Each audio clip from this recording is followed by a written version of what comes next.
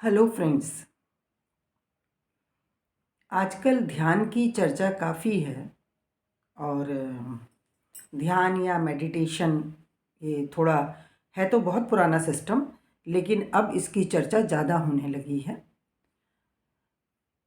और फिर भी लोग अपनी पुरानी जो पूजा पद्धति होती है वही करते हैं, और सिस्टम को चेंज करना या नई चीज़ करना लोगों को समझ नहीं आता है, और वो पहले तो उसे समझ नहीं पाते हैं या उसको एक्सेप्ट नहीं कर पाते हैं, या फिर करने की कोशिश करते हैं तो उन्हें कोई वो उतना बेनिफिशियल नहीं लगता, या उन्हें लगता है हमसे हो नहीं रहा है, या इसका कोई फ़ायदा नहीं लग रहा।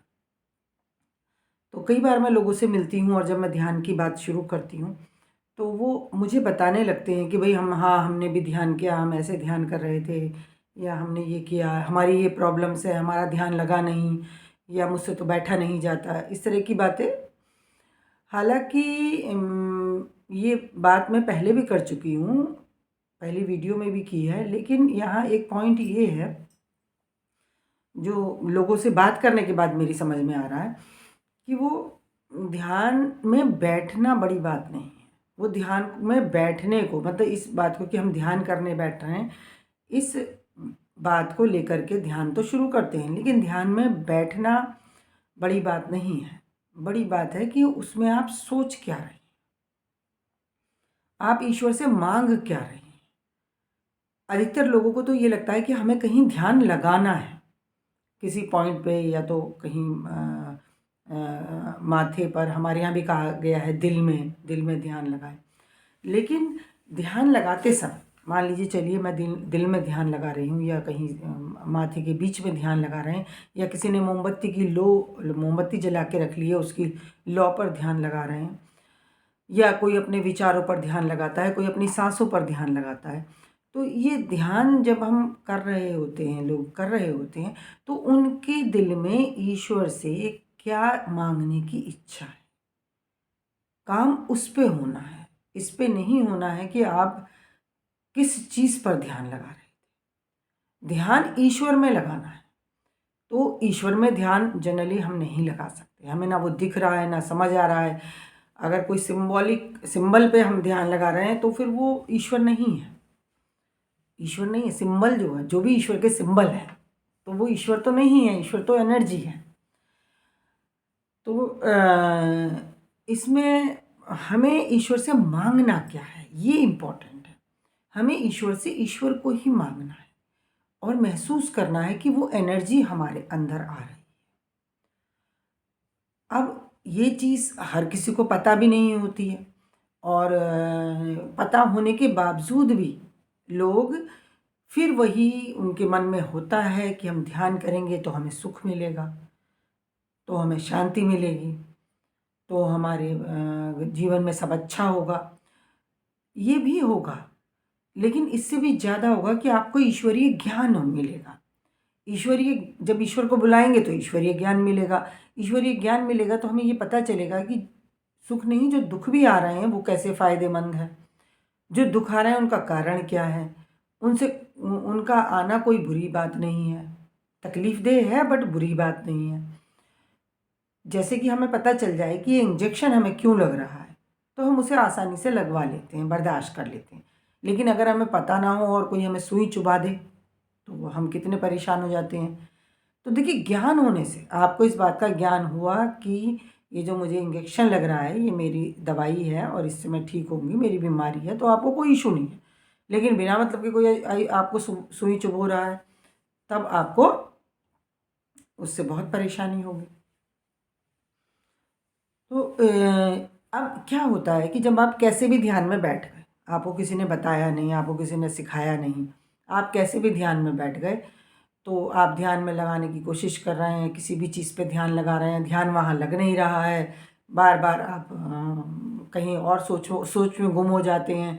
आपको ये भी नहीं पता कि इससे कोई फ़र्क पड़ रहा है कि नहीं पड़ रहा है, और इंसान कुछ दिन कर करके फिर वो छोड़ देता है, क्योंकि उसे कुछ समझ नहीं आ रहा होता, और उसके सामने कोई एग्ज़ाम्पल भी नहीं होता है कि कोई उसे समझा सके।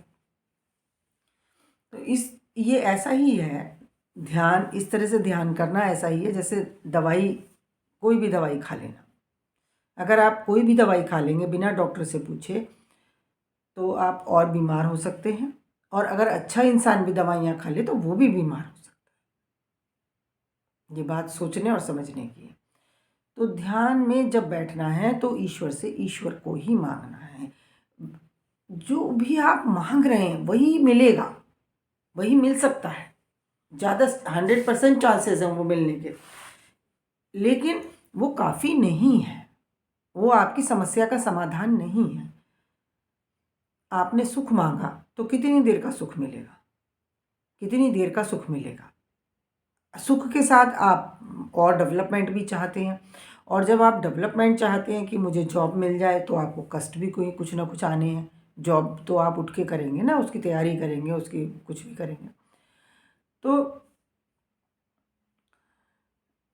ये बहुत मतलब हमें उलझा देती हैं ये बातें कि हम ध्यान कर रहे हैं, कुछ हो रहा है, कुछ नहीं हो रहा है, हमें तो कोई फ़ायदा इतना दिखाई दे नहीं रहा है। तो ये तब तक फ़ायदा दिखाई नहीं देगा जब तक आप ईश्वर से ईश्वर को नहीं मांगेंगे। वो एनर्जी नहीं आएगी। दुनिया की सारी समस्याओं का एक ही समाधान है, ध्यान। और वो ध्यान है ईश्वर से ईश्वर को मांगना। ये बात मुझे बार बार कहनी पड़ेगी क्योंकि इंसान भूल के फिर वही मांगता है, मेरा सुख, मेरी शांति, मेरी जॉब लग जाए। वो सब तो शामिल है। ये मत सोचे कि ईश्वर में मिलन, अगर ईश्वर को हम मांग रहे हैं या ईश्वर में मिलन, ये हमारा पुराना कॉन्सेप्ट रहा है। अगर हम ईश्वर में मिलन मांग रहे हैं, ईश्वर में मिलन कैसे होगा? आत्मा का, आत्मा है परमात्मा का अंश, अंश है तो उधर ही खिंचता है। तो वो जो मिलन होगा, तो मिलन कैसे होगा कि वो ईश्वर की तरफ हम जाएंगे, ईश्वर हमारी तरफ आएगा। और वो कोई मरने के बाद मिलने वाली बात नहीं है, वो जीते जी होता है। हमारे अंदर वो एनर्जी बढ़ती है। अधिकतर जब हम ईश्वर में मिलन की बात करते हैं तो हमारे ध्यान में यही बात आती है कि हम मरने के बाद हमारी आत्मा ईश्वर में मिल जाएगी। लेकिन मेरा एक्सपीरियंस ये कहता है ये जीते जी होता है। वो एनर्जी हमारी तरफ आती है, हमारे अंदर आती है, और जैसे जैसे वह एनर्जी हमारे अंदर आती है, हमारे अंदर बहुत स्ट्रेंथ आती है, बहुत हमारा शरीर भी ठीक होता है उससे। हमारे विचार जो हमें परेशान करते थे वो कम परेशान करते हैं क्योंकि सफाई होने लगती है अंदर की। कोई बात हमारे मन में बैठी होती है, बस हम उसी को सोच सोच कर परेशान होते रहते हैं, बिना मतलब के तकलीफ़ लेते रहते हैं। पूरी दुनिया का के बारे में सोच सोच के हम परेशान होते रहते हैं। कहीं मैं हिंदू हूँ तो कहीं कोई हिंदू परेशान है, बांग्लादेश में, पाकिस्तान में, कहीं दुनिया में। तो कुछ लोग तो उसी पे बड़ा कष्ट उठाते रहते हैं। देखिए, सृष्टि ईश्वर चला रहा है, ईश्वर की चलाई हुई सृष्टि है ये। और हर जीव, हिंदू क्या, मुसलमान क्या, क्रिश्चियन क्या, सिख क्या, गाय बैल भैंस खरगोश, सब जीवों में वो है, सबकी वो सृष्टि। तो फिर मैं उसी एक इंसान के लिए, कुछ इंसानों के लिए क्यों परेशान होता हूँ? ये सृष्टि में चक्र चल रहा है। किसी ने अगर कोई कर्म करे हैं तो उसका फल उसे आ रहा है, आना है। वो आपको दिखाई नहीं देंगे। वो ये भी हो सकता है कि हम जाने अनजाने भी अगर हम किसी को तकलीफ़ दे रहे हैं या किसी को कष्ट दे रहे हैं तो उसका फल भी हमें आना होता है। वो किसी भी रूप में आ सकता है। वो एक कम्युनिटी दूसरी कम्युनिटी पे अटैक करके भी आ सकता है, या वो घर के अंदर भी आ सकता है, नहीं तो वो हम खुद ही ले सकते हैं। अब मैं एक, अगर इसी बात को लेकर के मैं उबलता रहूं कि बांग्लादेश में हिंदुओं के साथ कुछ गड़बड़ हो रही है या हिंदू लोग किसी के साथ गड़बड़ कर रहे हैं, तो इस बात पे अगर मैं उबलता रहता हूँ तो मुझे तो उससे भी ज़्यादा कष्ट आ गया जो उन लोगों को आ रहा हो। तो ये मन मन हमारा हमें कष्ट देता है। और ये मन क्यों कष्ट देता है कि हमारे अंदर ठोसता भरी हुई है, जीवन का असर भरा हुआ है, गंदगी भरी हुई है। अब वो निकले तब हमें सुख चैन मिले, तब हमें समझ में आए भाई सब अपने अपने मंजिल की तरफ जा रहे हैं, जो भी सुख दुख आ रहा है सब अपनी मंजिल की तरफ जा रहे हैं। तो ये ईश्वरीय ज्ञान आने से ही हमें सच्चाई दिखाई देगी कि मरना जीना कुछ नहीं है, मर गया है, ख़त्म हो गई बात, फिर अगला जन्म हो जाएगा, नहीं होगा तो ईश्वर में मिलेगा, जैसे भी होगा। तो ये चीज़ें जब हमें ज्ञान अगर हो जाएगा तो हम इन चीज़ों से डरेंगे नहीं। हमारे किसी को कुछ हो ना जाए और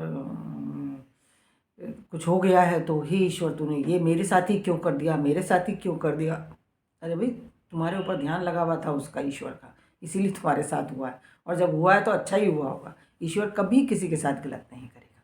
जैसे डॉक्टर किसी के साथ गलत नहीं करता, और डॉक्टर तभी करता है जब आप उसके पास जाते हो, या वो आपका ऑपरेशन करता है, या लोग आपको ले जाते हैं जब आपकी कंडीशन ख़राब होती है।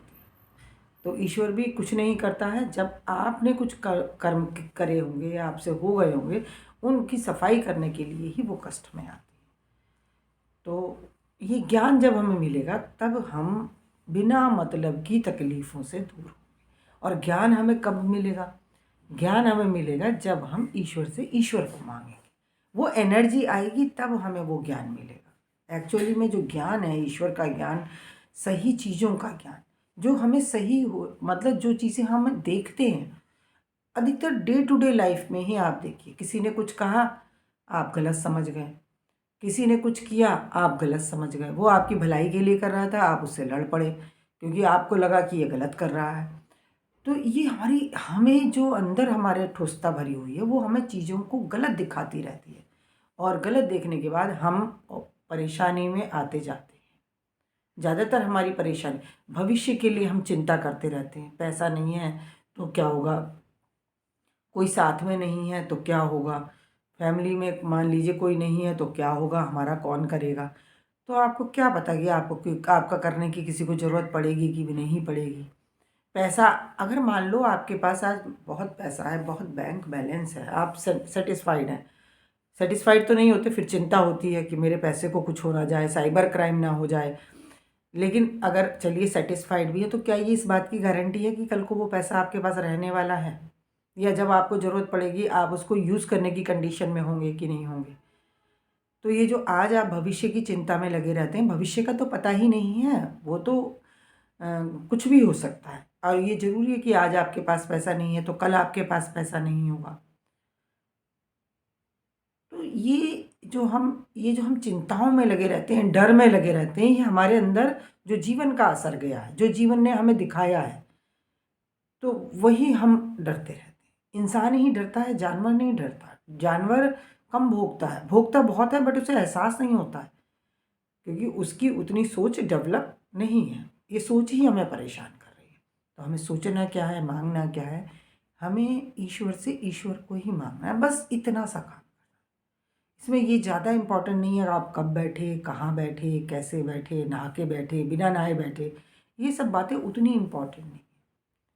हमारे यहाँ हार्टफुलनेस की मैं अभ्यासी हूँ। हार्टफुलनेस ये ध्यान का ही सिस्टम है। तो उसमें एक छोटी सी प्रेयर है, वो मैं आपको बताती रही हूँ, फिर बता देती हूँ। वो प्रेयर अगर आप करके बैठेंगे तो आप जो गलत मांगना शुरू कर देते हैं उससे बच सकते हैं। इस प्रेयर का मतलब यही है कि हमारे जीवन का उद्देश्य ईश्वर है, और वो हम तक आए, हम उस तक नहीं आ सकते। एक तो हम बताते हैं कि हमारे जीवन का उद्देश्य ईश्वर है, और हम उसी को ये काम सौंप देते हैं कि भाई तू मेरे तक आ, मुझे नहीं पता, मैं बैठा हूँ तू आ। जैसे छोटा बच्चा होता है ना, बेड पे बैठा बैठा रोना चिल्लाना शुरू कर देता है, तो उसकी कॉल होती है माँ के लिए कि माँ आए और मुझे संभाले, मेरे साथ जो गड़बड़ है वो ठीक करे। तो ऐसे ही वो ढूंढता नहीं फिरता मम्मी कहाँ है। जब छोटा बच्चा होता है बैठा, वो नहीं ढूंढता, वो वहीं से चिल्लाता है, रोना शुरू कर देता है। तो ऐसे ही हमें भी ईश्वर को बुलाना है, वो आ सकता है, वो मेरी पुकार सुनते ही आना शुरू हो जाता है। वो एनर्जी है, वो आनी शुरू हो जाती है। तो इसीलिए थोड़ा ध्यान हम ईश्वर का करेंगे, वो एनर्जी हमारे अंदर बढ़ेगी, तभी हमारे जीवन के कष्ट दूर हो सकते हैं। तो मैं आपको प्रेयर बता रही थी। हे नाथ, तू ही मनुष्य जीवन का वास्तविक ध्येय है। हम अपनी इच्छाओं के गुलाम हैं जो हमारी उन्नति में बाधक है। तू ही एकमात्र ईश्वर एवं शक्ति है जो हमें उस लक्ष्य तक ले चल सकती है। तो ये छोटी सी प्रेयर है, इसे आप याद कर सकते हैं, कहीं लिख के रख लें, लगा लें कहीं फ्रेम करके, नहीं तो याद कर लें, कॉपी डायरी में लिख लें और ये बोलें। एक बार बोलना काफ़ी है और एक सोते समय भी आप ये प्रेयर बोल के इसके मीनिंग पे विचार कर सकते हैं कि ये क्या कह रही है प्रेयर। और ईश्वर को बुलाएं, महसूस करें वो आ रहा है, वो एनर्जी है, उसको बोलें कि आए, तुम आओ, तुम्हारे बिना मेरा गुजारा नहीं है। ये मेन पॉइंट है। अधिकतर लोग ध्यान में बैठ भी गए, लेकिन जब आप ध्यान में ये सोच रहे हैं कि मैं ध्यान कहाँ लगाऊं, मेरा ध्यान कैसे लगेगा, ध्यान लग क्यों नहीं रहा है, किसी ने आवाज़ क्यों कर दी, कोई बोल क्यों पड़ा, कोई फ़र्क नहीं पड़ रहा, कितना भी शोर हो रहा है, it is hello, I can meditate. क्योंकि मुझे तो ये मांगना है ना, मांग तो सकती हूँ ना मैं, दिल दिल में मांगना है। जोर से मांगना होगा तो शोर में शायद वो ना सुने कोई व्यक्ति से अगर मैं कुछ मांग रही हूँ, लेकिन मुझे तो दिल में मांगना है, मुझे तो दिल में फील करना है। वो चिल्ला रहा है, मैं कह रही हूँ एनर्जी आ रही है, मेरे अंदर एनर्जी आ रही है, उसके अंदर भी थोड़ी चली जाए, वो भी शांत हो जाएगा, उसके लिए भी भेज दो थोड़ी एनर्जी, वो भी थोड़ा सा ये हो जाएगा। तो इस तरीके से हम जीवन को काफ़ी बैलेंस कर सकते हैं। और ये पॉइंट ये समझना बहुत ज़रूरी, बिना सोचे समझे ध्यान करने से भी कुछ फ़ायदा होने वाला नहीं, जब तक आपको सही टेक्निक नहीं पता। जैसे कि जब तक सही टेक्निक नहीं पता आपको दवाई खाने से फ़ायदा नहीं होगा, नुकसान और हो सकता है। क्योंकि फिर आप दवाई का जिस तरह से आपके ऊपर गलत सोच का, देखिए गलत, जिस तरह से गलत दवाई का असर होता है वैसे ही गलत सोच का असर होता है। ये सही सोच पे आधारित है। साइंटिफिक जो रिएक्शंस होते हैं, किसी भी चीज़ का जो रिएक्शन होता है वो एग्जैक्ट होता है, एग्जैक्ट वही होगा तब रिएक्शन होगा, और नहीं तो ब्लास्ट भी हो सकता है। ब्लास्ट भी एक तरह का रिएक्शन ही है। अब देखिए घरों में हम दही जमाते हैं, तो दही जमाने में अगर वो हमारा थोड़ा भी जो जमाने के लिए जो हमने दही लगाया है वो कम रह गया, कम खट्टा था, या जो ठंड ज़्यादा है, उसमें गर्माहट नहीं है उतनी, तो वो नहीं जमेगा। थोड़ा सा भी इधर उधर हुआ तो वो और परेशान करेगा, फिर ये जमा नहीं है और फिर वो ख़राब हो जाता है। ऐसे ही अगर हम सही तरीके से ध्यान नहीं करेंगे तो हम और परेशान हो सकते हैं। और सही ध्यान का मतलब ईश्वर से मांगना सही, वो है ईश्वर से ईश्वर को मांगना। बार बार मैं इसलिए कह रही हूँ कि इंसान भूल जाता है, कुछ भी कहो बाद में जब उससे पूछोगे तो उसे नहीं समझ में आ रहा होता है, और वो कोई चीज़, कोई शांति, पूछो क्या मांगते हो, ध्यान तो हम भी करते हैं भाई, मैंने कहा क्या मांगते हो, यही बस सब खुश रहें, सुख शांति रहे। अब ये तो हो ही नहीं सकता ना, सब खुश रहें, सबको। नॉर्मल जीवन में भी जब मैं सुबह को उठती हूँ ठंड में या मुझे कहीं जाना पड़ता है तो वो भी मेरे दुख का कारण है, तो मैं खुश कैसे रहूँगी, थोड़ा सा तो कष्ट मुझे आएगा, लेकिन वो सही कष्ट है, उसमें क्या बात है। तो सुख शांति रहे, तो वो हमेशा वैसा नहीं रहेगा, प्रकृति है, चलेगा, घटनाएं होंगी। आपका तो सुख इस बात से भी डिस्टर्ब हो रहा है ना कि बांग्लादेश में हिंदुओं के साथ क्या हो रहा है, यहाँ इंडिया में मुसलमानों के साथ क्या हो रहा है वो आपकी चिंता नहीं हो सकती है, लेकिन बांग्लादेश में हिंदुओं के साथ क्या हो रहा है वो आपकी चिंता है। तो फिर आप सुखी कैसे रह सकते हैं। तो ये उनके साथ क्या हो रहा है या यहाँ क्या हो रहा है, ये आपको तभी ज्ञान होगा जब ईश्वर आपके अंदर है। तो आप ईश्वर से ईश्वर को बुलाएं, जो भी आप चाहते हैं, सुख शांति, ये कम है, सुख शांति कम है, सबके लिए सुख शांति भी कम है। वो जो देगा वो अनंत होगा, उसे बुला लो, बैलेंस्ड होगा, परमानंद, परम आनंद। देखिए कई बार तो लोग डर जाते हैं कि भाई ईश्वर आ गया तो मेरी हरकतों पर नज़र रखेगा, मैं कुछ गड़बड़ नहीं कर पाऊँगा। बच्चे बड़ा खुश होते हैं जब मम्मी पापा घर से बाहर चले जाते हैं तो अपने मन की कर पाते हैं, तो मम्मी पापा कभी उनके लिए इतना बुरा नहीं करेंगे, बट उनको अपने मन की करनी होती है।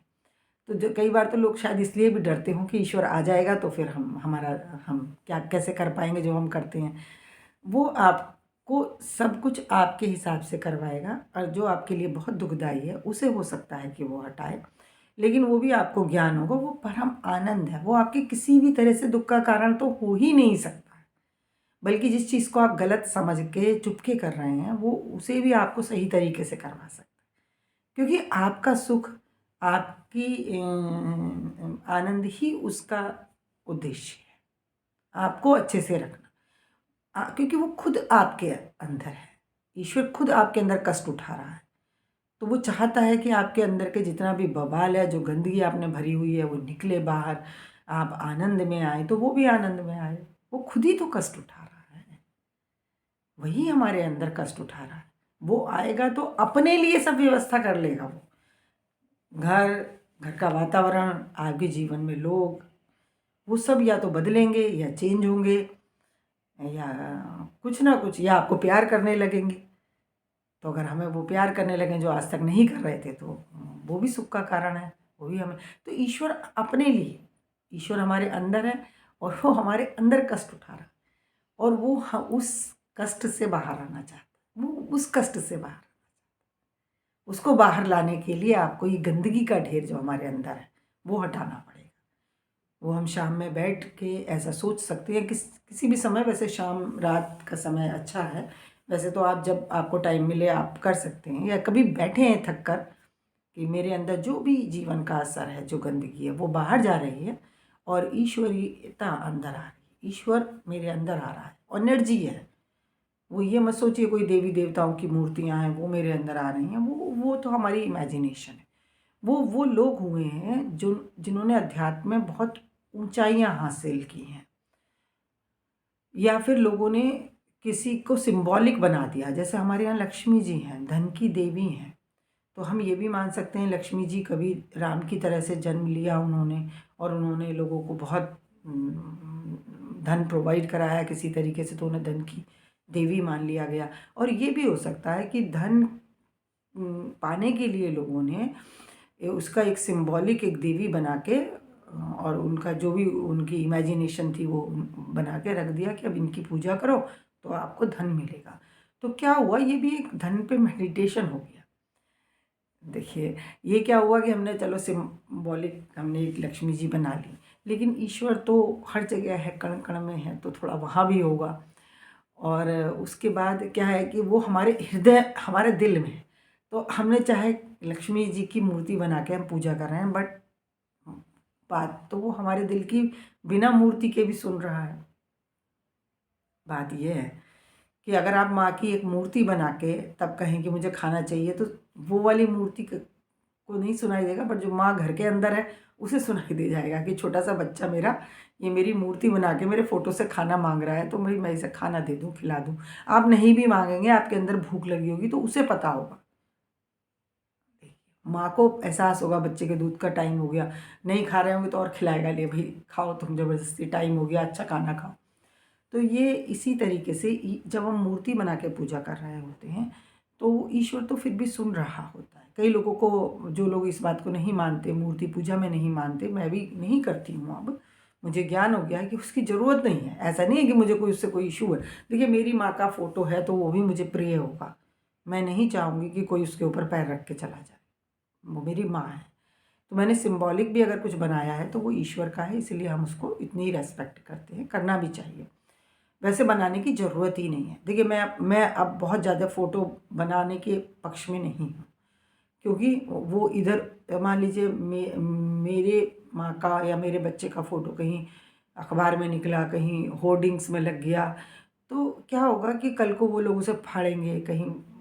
हालांकि तो वो चलिए फ़ोटो ही है, लेकिन फिर भी अगर मैं देख लूँगी तो मुझे तकलीफ़ होगी। तो इसीलिए ज़्यादा फ़ोटो मूर्ति बनाना और उसकी उससे कोई फ़ायदा नहीं हो, तो वैसे ही सुन रहा है ईश्वर, तो वैसे ही सुन रहा है। तो मैं यहाँ ये बात कह रही थी कि अगर आप वैसे भी आपने धन मांगना शुरू कर दिया, धन की देवी को बना करके या बिना बनाए, तो धन तो आ जाएगा, लेकिन धन से आने वाली परेशानियाँ भी आ जाएंगी। जी देखिए हर चीज़ की अपनी एक एनर्जी होती है। जो पैसा भी आपके पास आ रहा है उसकी एक एनर्जी होती है, तो वो अच्छे तरीके से आए, सही तरीके से आए, और उसको आप सही तरीके से इस्तेमाल करें।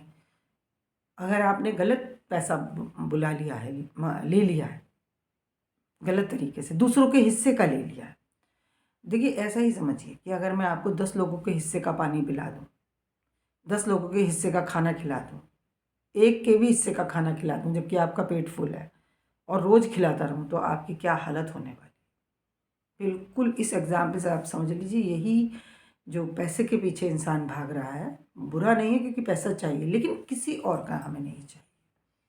किसी और का पैसा जब हम किसी और का खाना नहीं खाते, कोई खाना छोड़ के चला गया टेबल पे, आप खा लेंगे क्या? नहीं खाएंगे। होटल में कोई टेबल पे खाना छोड़ के चला गया है, गिलास में लस्सी छोड़ के चला गया है, आप पी लेंगे क्या? नहीं पीते हैं, क्योंकि वो खराब है, दूसरे की छोड़ी हुई है, मैं क्यों लूँ? तो धन के बारे में हम ऐसा क्यों नहीं सोचते? कई बार विधवाएं होती हैं, उनका धन हड़प लेते हैं, कई बार तो अच्छे लोगों का भी धन लोग हड़प लेते हैं। तो उतना बुरा आप उनके साथ नहीं कर रहे जिनका आपने हड़पा है। वो तो हल्के हो गए, उन्हें तो जीवन में और कोई राह मिल जाएगी। क्या हुआ अगर मैं बहुत अच्छे घर में नहीं बैठी हूँ, मैं किसी झोंपड़ी में बैठ जाऊँगी, कहीं तो मुझे राह मिलेगी। हो सकता है मेरे जीवन में कुछ ऐसे लोग आ जाएं कि मुझे अब से भी अच्छा महसूस हो, तो उसका तो कुछ पता ही नहीं। लेकिन किसी का धन लेना, किसी का पैसा लेना, किसी का को धोखा देना, गलत तरीके से पैसा ले लेना, पैसा ले रहे हैं लेकिन काम नहीं कर रहे हैं, सैलरी ले रहे हैं लेकिन उसमें जितना हो सके, देखिए कोई आपको सैलरी अगर दे रहा है तो वो भी काम के लिए दे रहा है, तो उस संस्था के लिए, उस ऑर्गेनाइजेशन के लिए लॉयल रहना और मैक्सिमम काम करना। अच्छे से करते ही हैं, करवा भी लेते हैं, लेकिन कई लोग पैसा भी लेते हैं और चालाकियों से काम को टालते भी हैं। तो वो पैसा जो आएगा ना, वो आपको तकलीफ़ देगा, क्योंकि आपने उसका रिटर्न वापस किया नहीं। तो वो दूसरे के हिस्से का खाना ज़बरदस्ती आप खा रहे हैं, आपको नुकसान दे जाएगा, मोटे हो जाएंगे, तबीयत खराब हो जाएगी, बस बिल्कुल ऐसा ही। इसीलिए हमने ये सोच ही लिया है कि धन से हमारा जीवन चलेगा, उसके बिना नहीं चलेगा। जबकि धन से भी चलेगा कि नहीं चलेगा नहीं पता। वो धन, वो पैसा कहीं हमें हमारी कष्ट और मौत का कारण तो नहीं बनने वाला है। तो सही तरीके से पैसा कमाना बुरी बात नहीं है, ज़्यादा से ज़्यादा भी कमाना बुरी बात नहीं है। और हाँ, जितना आप ज़्यादा कमाते जाएँ तो फिर थोड़ा सोसाइटी के लिए करें, थोड़ा धर्म के लिए भी करें। धर्म का मतलब हिंदू मुसलमान धर्म नहीं है। धर्म का मतलब है ईश्वर का ज्ञान, और लोगों को ईश्वर का ज्ञान नहीं है, इसीलिए वो बड़े कष्ट में रहते हैं। तो धर्म फैलाने का मतलब है लोगों को ईश्वर से कनेक्ट करवाना, लोगों को ईश्वर के बारे में बताना, और जो बताएगा, जिसके बताने से समझ आ जाएगा, लोग उसी को फॉलो करेंगे। फिर दूसरे लोग परेशान होते हैं कि ये तो अपना धर्म फैला रहा है। धर्म ही फैलाना है और कुछ नहीं फैलानी है, नफरत नहीं फैलानी है, धर्म फैलाना है। लोगों को पता नहीं अब मैं क्या कर रही हूँ, मैं धर्म फैला रही हूँ।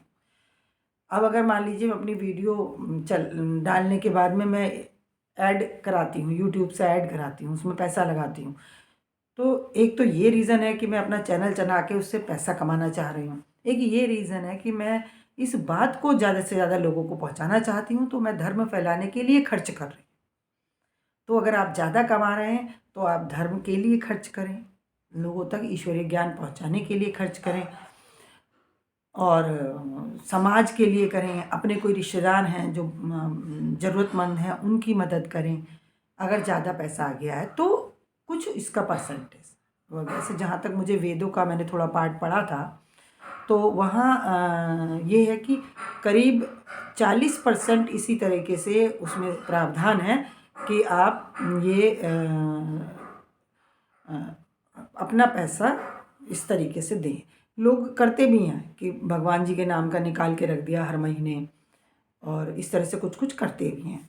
इस्लाम में जैसे ज़कात का सिस्टम है, क्योंकि वो ज़्यादा पैसा आपके ऊपर भी बड़ा भारी होने वाला है। आपके घर में कलेश ना हो जाए, आपके मन में कलेश ना हो, सबको छोड़ दीजिए। मन के कलेश से कैसे बचेंगे? मन में जो हर समय एक या दो या तीन बात को लेकर के परेशानी चलती है। कई बार हम दूसरों के दुख से वो दुखी हो जाते हैं जो वो भी अपने दुख से दुखी नहीं होता। कई बार ऐसा होता है कि वो अपने दुख से इतना दुखी नहीं है जितना हम उसके दुख से दुखी हैं, क्योंकि हमें लग रहा है वो दुखी है, लेकिन वो उस कंडीशन के अंदर है। हो सकता है उसे उस बात की आदत है, हमें उस बात की आदत है नहीं, और हमें लग रहा है कि ये बेचारा बड़ा दुखी है, लेकिन वो तो आनंद में है। वो तो अब मान लीजिए गाँव आप में जाइए, हम दूध लेने जाते हैं सुबह में, तो वहाँ वो अपने घर की सफाई कर रहे हैं, गाय का वो गोबर भी उठा रहे हैं, वो दूध निकाल रहे हैं, तो हमारे लिए तो वो बड़ा कष्टप्रद लगेगा। कष्ट में जीवन है उनका, कुछ कुछ काम वो ऐसा करते हैं, लेकिन वो उनको आती है, वो तो मौज में है कि उन्हें तो इस बात पे ध्यान है कि मेरा बस गाय का दूध बिक रहा है, भैंस का दूध बिक रहा है, और मेरे पैसे आ रहे हैं, और मैं और कैसे बनाऊँ, और मैं बच्चों को क्या करूँ, वो तो इस ध्यान में लगे हुए। वो तो दुखी भी नहीं, और आप दुखी हैं। तो ईश्वरीय ज्ञान, तो पैसे की मैं बात कर रही थी कि गलत पैसा लेना नहीं है, और ज़्यादा पैसा कमा रहे हैं तो दूसरों की भलाई के लिए लगाना अपने लिए फ़ायदेमंद, डोनेट करना आपके लिए फ़ायदेमंद है, उसके लिए तो जो होगा वो बात की बात है। ये आपको हल्का करेगा, आपके आनंद का कारण। देखिए, जब ज़्यादा खाना घर में रखा हो तो क्या होता है, बड़ी परेशानी होती है, फेंका भी नहीं जा रहा है। तो वही पड़ोसियों से कहते हैं कभी कहीं से आ गया है या कहीं शादी का बच गया, ले ले जाओ भाई ले जाओ, खाना ले लो, भेज रहे हैं, खा लो खा लो खा लो। आप खुद नहीं खा सकते उसको। तो ये अनंत है, चलेगा। आज मैंने ये वीडियो स्पेशली इसलिए बनाई है कि लोग गलत ध्यान ना करने लगे, तो उससे उन्हें और कष्ट हो। Thank you friend.